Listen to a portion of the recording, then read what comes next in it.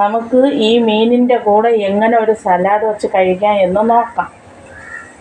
ആദ്യം നൈസായിട്ട് അരിഞ്ഞ വെള്ളരിക്ക, അതിൻ്റെ കൂടെ സവാള, അതിൻ്റെ കൂടെ കുറച്ച് ക്യാരറ്റ്, ഇതിൻ്റെ കൂടെ കുറച്ച് ചെറുതായിട്ട് അരിഞ്ഞ തക്കാളി. ഇനി ഇതിൻ്റെ കൂടെ നമുക്ക് നാരങ്ങ നീരും കൂടെ, അതിൻ്റെ കൂടെ കുറച്ച് ഉപ്പും കൂടെ. നമുക്കിനി നന്നായിട്ടിത് മിക്സാക്കി എടുക്കാം. ഇത് മിക്സാക്കി നമുക്ക് 5 മിനിറ്റ് ഇത് റെസ്റ്റ് ചെയ്യാൻ വേണ്ടി നിൽക്കാം. 5 മിനിറ്റായി. നമുക്കിനി ഇത് ടേസ്റ്റ് ചെയ്യാൻ നോക്കാം. ആദ്യം ഇങ്ങനെ ഒരു വെള്ളരിക്ക എടുത്ത് കുറച്ച് ഉള്ളി വെച്ച് കുറച്ച് ക്യാരറ്റ് എടുത്ത് അതിന് ശേഷം നമുക്ക് മീനെടുക്കാം.